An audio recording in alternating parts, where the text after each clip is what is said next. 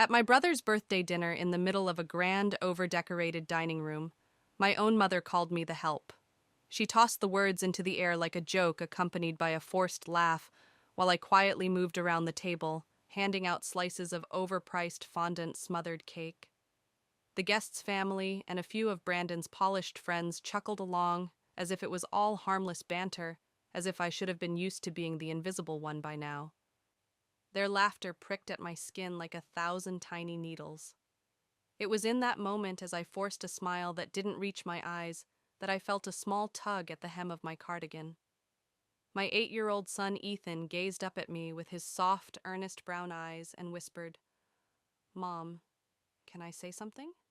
His voice was gentle but insistent, like he had been waiting for the right moment all night. Before I could gather the words to stop him, he climbed onto his chair, his little hands gripping a folded piece of lined paper that looked like it had been carried around for days. All the conversations froze mid-sentence, the room filled with a thick, expectant silence that even the crackle of the fireplace couldn't pierce. No one dared to laugh after that. The weight of the room shifted as if everyone suddenly realized they had crossed a line they couldn't uncross. Honestly, I never held out much hope for my family, never expected more than the barest scraps of decency from them. Kindness, affection, or even a simple acknowledgement always seemed like luxuries I had to live without. I wasn't looking for parades or applause, just a seat at the table where I wouldn't feel like I had to shrink to fit in. Maybe a passing moment of being seen, heard, allowed to exist as myself, without commentary or correction.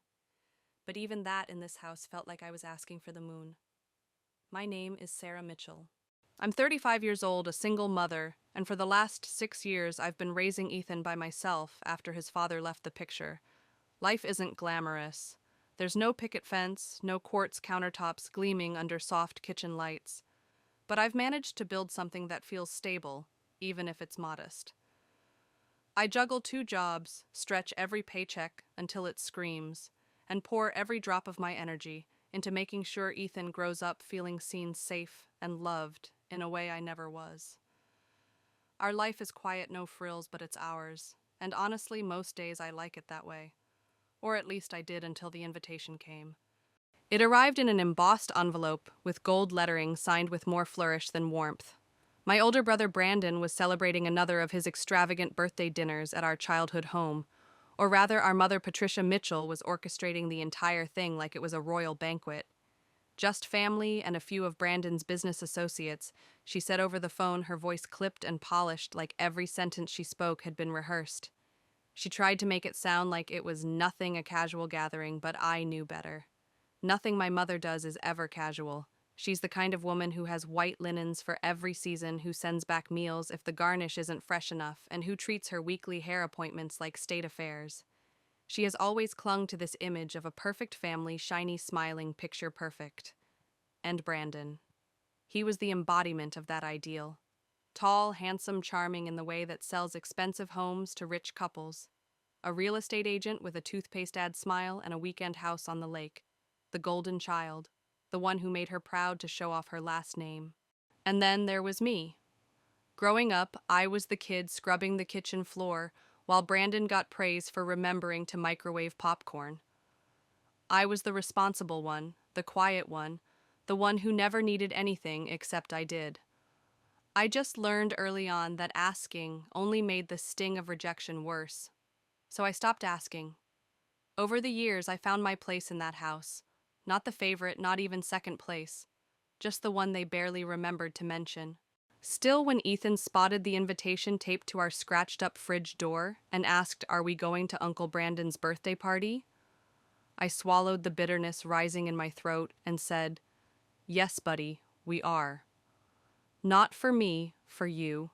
I didn't want my hurt to become his inheritance. He deserved to know his family, even if I had to fake a smile through the evening. Even if I had to hold my breath until it was over. So we went, arriving a little earlier than most. Ethan wore the blue plaid shirt I'd ironed the night before, his hair combed carefully to the side, his small shoes freshly polished. His smile stretched wide, always trying his hardest to be the polite little boy around Grandma Patricia. though I knew he couldn't quite make sense of why she felt so different from the warm, hugging grandmas he saw on TV. Patricia opened the door with a tight smile that didn't reach her frosted eyes. Her hug was cold, perfunctory, and I could already see her scanning the room for things out of place the second she pulled away from us. "Oh, Sarah, perfect timing," she chirped, thrusting a stack of fancy paper napkins into my hands like I was one of the caterers. "The wrong ones are out, and can you also make sure Ethan stays out of the way? Brandon has some clients here tonight." "No, hello, no, I'm glad you're here, just orders," like I was staff clocking in for a shift at a job I never applied for. I glanced down at Ethan. His brows were furrowed confusion painted on his sweet face. I forced a smile, swallowing down the lump in my throat, and replied, "Of course, Mom. No problem at all."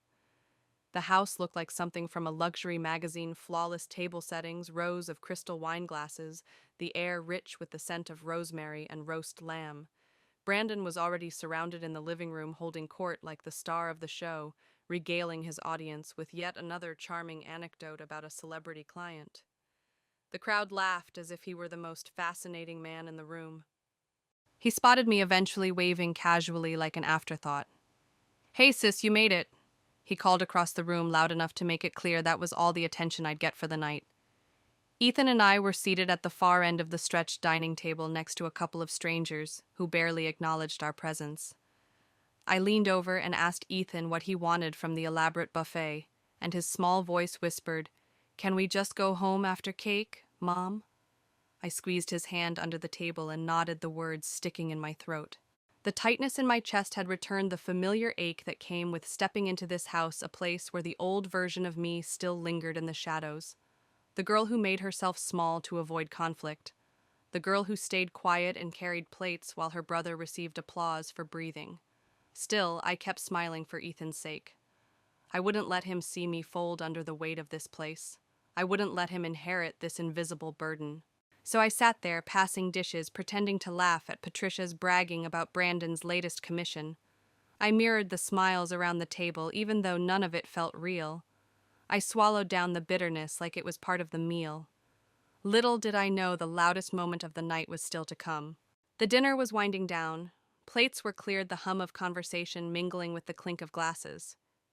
I watched Ethan toy with a piece of carrot on his plate, his small shoulders hunched as though he were trying to disappear into his chair. His eyes flicked up to mine, filled with worry he didn't know how to name. He always knew when something wasn't right long before I said a word. Ethan always knew before I said a word. It was his gift, I suppose. Or maybe it was something children pick up when they've spent their lives watching the subtle tremors in their mother's voice, the stiffening of shoulders, the slow, invisible retreat into herself. I stood then, hands trembling slightly, as I stacked our plates, pretending I was just another helpful guest tidying up. But inside, I was unraveling breath by shallow breath. The plates gave me purpose, a task to distract from the growing pressure in my chest. As I made my way toward the kitchen, trying to keep my steps measured, I passed by my mother Patricia, who was obsessively rearranging the gift table for what must have been the third or fourth time. Her hands fussed over ribbons and boxes like they held the weight of the evening's perfection. Without even granting me the dignity of full eye contact, she said in that clipped tone of hers, "Sarah, since you're already up, why don't you bring out the cake?" The words weren't a request. They were an order disguised as polite suggestion, the way someone might summon a waitress at a busy diner. I paused, the plates heavy in my hands, my mouth opening slightly as if a protest might find its way through the tightness in my throat, but nothing came. Instead, I whispered, sure though every fiber of my being screamed to say no, to tell her I was a guest, not the staff. But the kitchen, with its humming appliances and absence of judgmental eyes, offered me sanctuary from the suffocating performance in the dining room. I chose the safety of silence over the risk of escalation. Once behind the heavy swinging door, I leaned against the counter, breathing in the cool, artificially clean scent of the catering kitchen.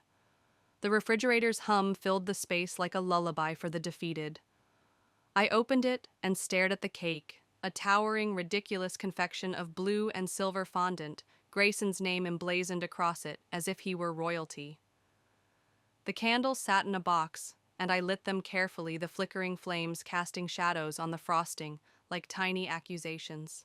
Then, Steadying my breath, I carried the cake into the dining room where applause erupted as though I were part of the entertainment, an extra in the grand performance of Brandon Mitchell's flawless life. Placing the cake gently in the center of the table, I tried to disappear into the background, but Patricia seized the moment like she was standing center stage. She raised her glass, her voice dripping with a smug satisfaction that made my skin crawl. "Sarah, dear, why don't you serve the cake? You've always been such a great helper." Her words sliced through the room, and laughter followed, polite hollow, the kind that leaves bruises invisible to the eye, but not the soul. Someone chimed in. "Looks like you missed your calling." "Sarah," another voice echoed through the din. "Hey, Sarah, is there coffee too?" I turned to Brandon, my brother whose grin dripped with the kind of patronizing amusement that made my stomach twist. "You always did have that hostess with the mostest vibe, sis." In that moment, I wasn't family. I wasn't a sister, a daughter. I was background staff and unpaid extra in a show written and directed by people who had long ago decided I belonged in the wings. Patricia beamed, as if she'd delivered the joke of the night, her lips painted in the same tight-lipped smirk she always wore when she thought she'd successfully put me back in my place. I caught Ethan's wide, unblinking gaze, his small hands gripping the chair like he might fly away if he didn't anchor himself. I tried to smile at him, but my lips trembled, betraying the storm rising inside me. I picked up the knife, the silver handle cold and heavy in my grip, and sliced through the cake piece, by robotic piece, chocolate vanilla, more chocolate. I kept my head down, let my hair fall like a curtain around my face, kept moving because if I stopped, I knew I might shatter into 1,000 sharp pieces. Then I felt it, a soft tug on my blouse. "Ethan." His voice, barely a whisper but steady, found its way through the haze. "Mom," he said, "can I say something?" I shook my head quickly, afraid of what might happen if he opened his mouth now. "Not now, baby." I managed to choke out, but he wasn't deterred. "Please." I wrote something. I brought it just in case. His small hands unfolded a crumpled piece of paper, the edges worn from his anxious fingers. I stared at him, seeing the resolve in his face, the kind of seriousness that didn't belong in an 8-year-old boy. He whispered again, eyes pleading. "Can I do it now, Mom?" Before I could stop myself, I nodded. Maybe because I was too tired to fight it. Maybe because deep down, some forgotten part of me needed him to speak for both of us. He pushed his chair back, carefully climbed onto it, and raised the note above his head, like it was a declaration of war, and in a way, it was. Conversations sputtered and died. Brandon frowned, confused, while Patricia narrowed her eyes, her mouth tightening as if she already knew she was losing control. Ethan cleared his throat, his voice trembling but determined. "Excuse me." He began, the words shaky but louder than anyone expected. "I wrote something I want to say about my mom." I reached out instinctively, but it was too late. He was already reading. "My mom works 2 jobs. She still reads to me every night. She doesn't have fancy clothes or go on trips, but she always makes me feel important. Even when she's tired, she smiles at me. She always shows up. She listens to me. She makes everything okay, even when people are mean to her. My mom is not the help. She's the hero." The room froze. Forks hovered mid-air. No one dared laugh. Patricia looked as though someone had thrown cold water across her perfectly powdered face. Brandon blinked, stunned, his mouth opening and closing like a fish stranded on dry land. Ethan's small hands shook as he folded the note back into its creases, his voice ringing with the clarity of truth. "So please stop treating her like she doesn't matter." I was already crying by then, silent tears spilling down my cheeks as I clutched a dessert plate like it was the only thing tethering me to the ground. He stepped down and crossed the space between us, sliding into my arms as I fell to my knees. I held him close, feeling his heart pounding against mine, desperate to disappear into that embrace, to stay there forever, where it was safe, where he saw me. The room, once filled with laughter and clinking glasses, had been hollowed out by Ethan's words. The only sounds left were the soft hum of the refrigerator and the occasional creak of a chair as guests shifted awkwardly. Brandon sat, frozen, lips parted but speechless. His wife Jenny stared down at her untouched plate cheeks, flushed with discomfort. A few of the strangers avoided my eyes, feigning intense interest in their silverware or swirling wine that had long since lost its chill. Only Patricia met my gaze, her face, pale lips, pressed so tight they seemed bloodless.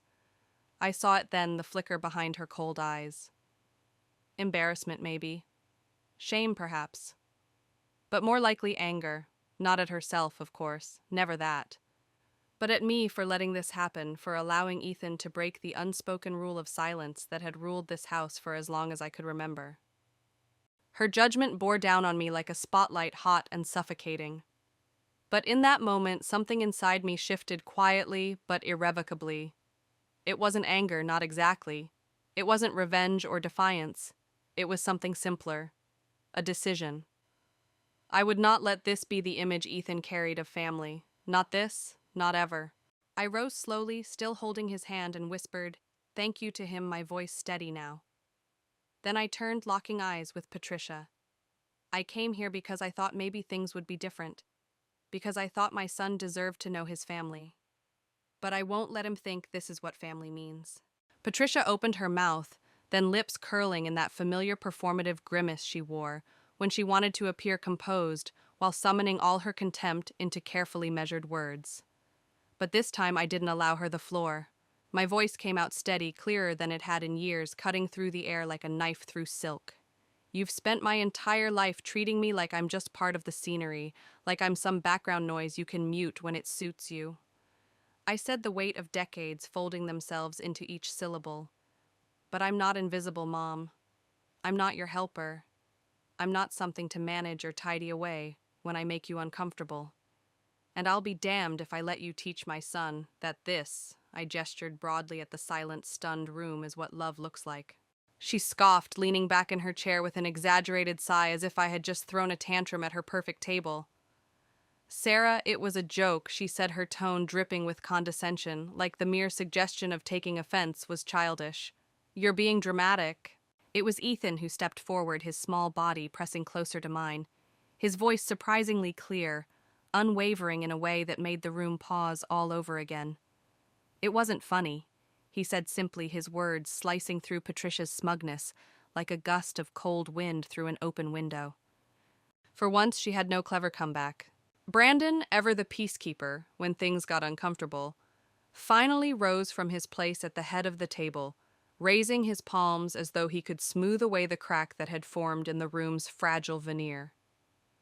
"Come on, Sarah, don't make this a thing," he said, his voice light, practiced as if he was still the charming host at an open house. "It's my birthday, let's not—" I cut him off, my voice calm, but firm, sharpened by years of swallowed grievances. "Exactly. It's your birthday, and you sat there while Mom humiliated me again. You laughed, Brandon. And when your own nephew, stood up to defend someone you've never bothered to stand up for, you stayed silent." His mouth opened, a faint glimmer of protest dying on his tongue. He had nothing. I turned toward the room, lifting my chin, the trembling gone from my voice now. "Thank you for dinner," I said evenly, "but we're leaving." Ethan's small hand clutched mine, warm and steady, his posture radiating the quiet pride of someone who knew without question he had done something that mattered. We walked together, not hurriedly, but with a kind of solemn purpose, past the untouched slices of cake and the staring, speechless guests, through the gleaming kitchen where the staff pretended not to notice the scene playing out. Our footsteps echoed on the polished marble floors, a rhythmic declaration of departure, followed only by the sharp click of Patricia's heels as she trailed behind us, her silence louder than any protest she might have spoken. She didn't say a word. When we stepped outside, the cool evening air rushed over my skin, crisp and liberating, as though the universe itself had been holding its breath until that very moment. Ethan looked up at me as I opened the car door, his expression tentative, the vulnerability of his question hanging between us like fragile glass.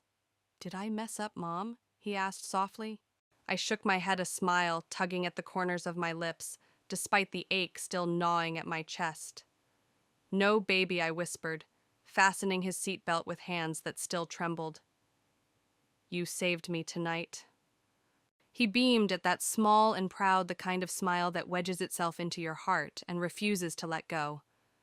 As I climbed behind the wheel, the realization settled over me like a warm, heavy blanket.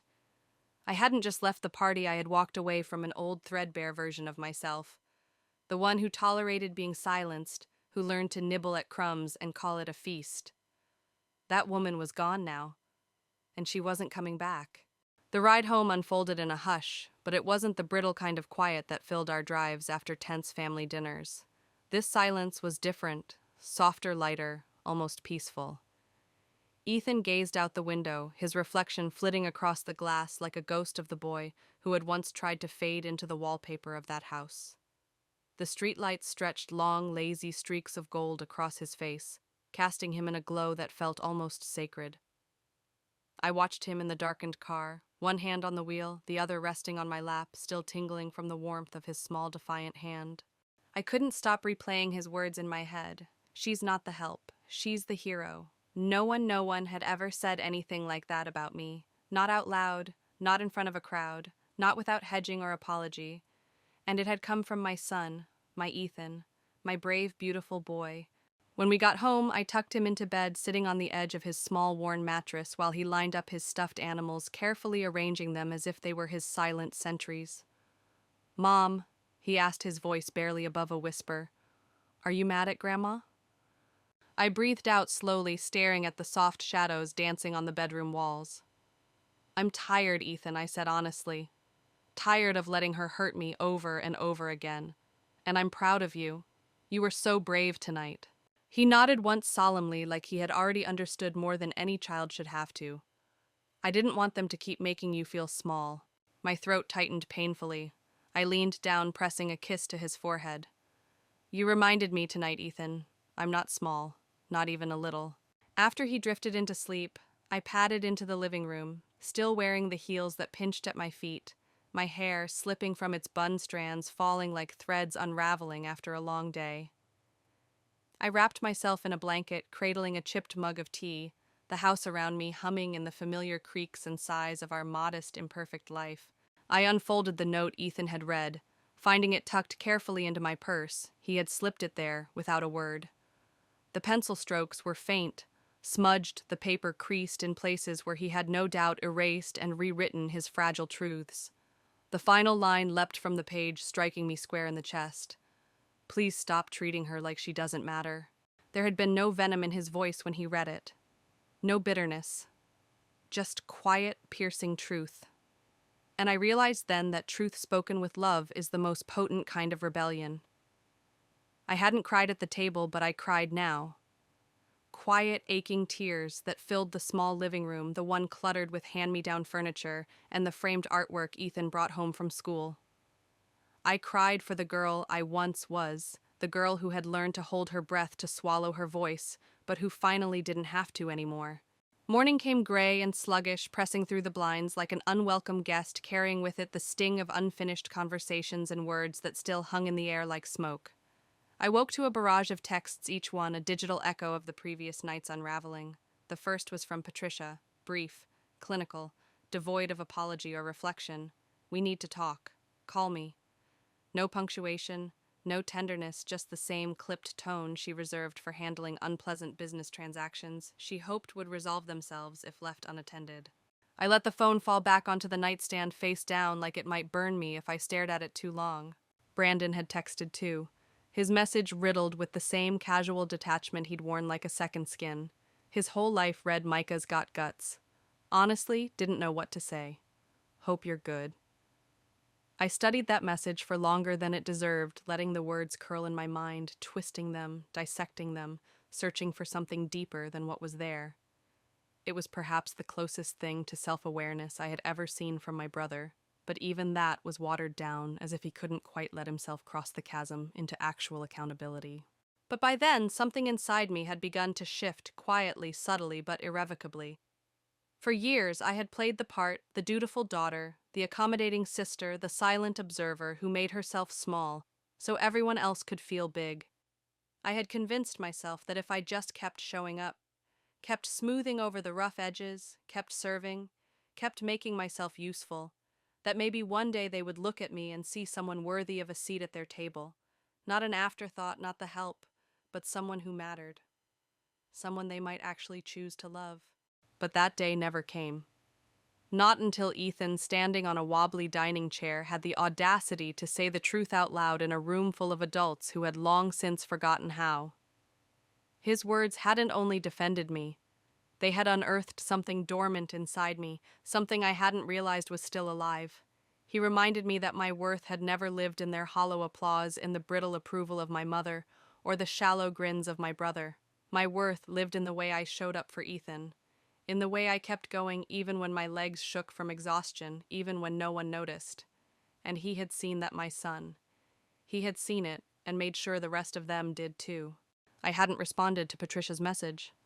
I wasn't sure yet if I ever would. Maybe I would, maybe I wouldn't. I hadn't decided if I needed closure or if perhaps I had already found it in the echo of Ethan's voice, slicing through the smug stillness of that dining room. What I did know was this: I had walked into that party thinking I was powerless, thinking I had no choice but to endure it all for the sake of appearances, for the sake of family. But I had walked out holding the hand of a boy who saw me, really saw me, and declared me worthy out loud. And in that I had won something greater than any hollow acceptance from them. 2 days later, I found myself standing in the kitchen, staring at the refrigerator. The invitation to Brandon's birthday dinner was still affixed there, mocking me with its gold lettering and faux elegance, as if it belonged in the center of my life. I let my fingers trace the edges of the card, cool and glossy under my touch, before I finally pulled it down, folded it neatly, and dropped it into the trash. No ceremony, no sentiment, just done. Across the room, Ethan sat hunched over his math homework, his tongue poking out slightly in concentration, a habit he'd had since preschool. I watched him for a while, this small boy who had tilted the axis of my world, with nothing more than a few brave penciled words. He glanced up, caught me watching, and grinned that wide, knowing grin that reminded me exactly why I could never go back to the woman I had been. Later that night, after the dishes were done and the house had settled into its nightly hush, I opened my journal and carefully slipped Ethan's note between the pages. I refused to let it sit forgotten in a drawer crumpled under bills and grocery lists. It deserved its place nestled between reflections and quiet declarations of the life I had built, not loudly, not perfectly, but with a heart that refused to stop loving, even when it went unnoticed. In the days that followed, more messages trickled in like unexpected ripples in a still pond. One came from Christine, one of Brandon's impeccably dressed friends, a woman with whom I had exchanged no more than polite hellos over the years. Her message read simply, "Your son is amazing." That moment really hit me. I saw a little bit of myself in what he said. Thank you for raising a boy who speaks truth with kindness. I sat with that message longer than I meant to, letting it seep into me. It meant more than she would ever know.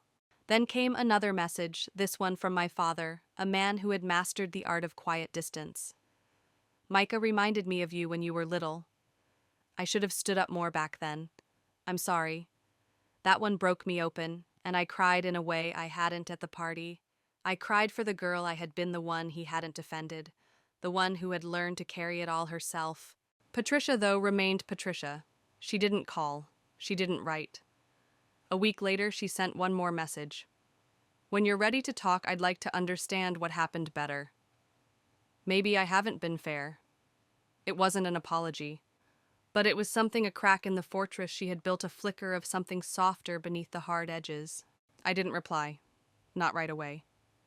Because here's the quiet truth I had learned to sit with: I wasn't angry anymore. I was just done. Done performing. Done twisting myself into someone more palatable, more accommodating, more likable. I wasn't going to shrink to fit a narrative where only Brandon's victories were celebrated while my survival was erased. Ethan had rewritten that story for both of us in a single night. And with that, he had given me permission to stop shrinking altogether. So I started making changes. Quiet, deliberate ones. I deleted the family group chat. I unsubscribed from the exhausting cycle of trying to impress people who only ever saw what they wanted to see. I stopped explaining myself. Stopped smoothing edges that didn't need smoothing. I asked myself for the first time in decades what I wanted, not what would keep the peace. And peace came not from them, but from within. Sometimes Ethan still brings up the party, his small voice tinged not with sadness but curiosity, as though trying to piece together a dream that didn't quite make sense. "Do you think they're mad?" I said something. He asked one night while brushing his teeth, his eyes round and searching in the bathroom mirror. I knelt beside him, looking into his reflection as if I might find my own younger self peering back. I think the truth makes people uncomfortable sometimes, I said gently. But that doesn't mean it shouldn't be said. Ethan exhaled softly, the tension slipping from his small shoulders, as though my words had loosened a knot he hadn't even realized he'd been carrying. Okay, he murmured, his voice tender, edged with that quiet relief that children wear when they need permission to stop doubting themselves. I just didn't want you to be mad at me, Mom. I wrapped my arms around him, then pulling him close, feeling the fragile weight of him against my chest, his heartbeat fluttering against mine, like the wings of something wild and brave. Mad at you, I whispered into his hair, breathing in the scent of his shampoo, his boyish sweetness, the scent of the boy who had changed everything. No, baby. You didn't embarrass me, you honored me. And that I realized, as I held him, there was the lesson that would echo inside me for the rest of my life.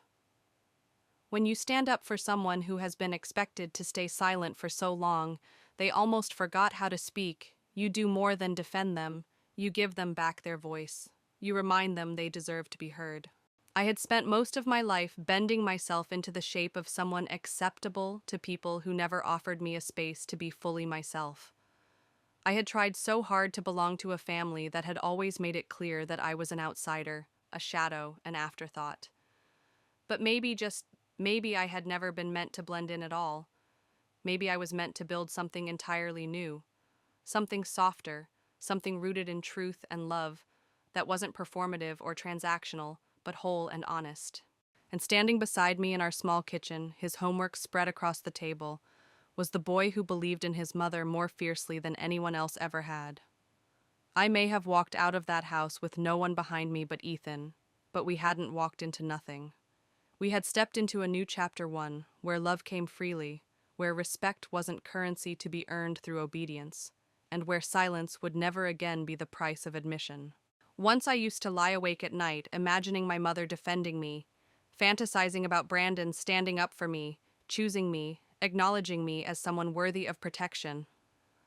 But the universe, in its infinite, complicated wisdom, had sent me Ethan instead. And it was his small, unwavering voice that had finally spoken the words I had longed to hear my entire life. Because sometimes it is the smallest voice in the room that says the biggest, most seismic thing.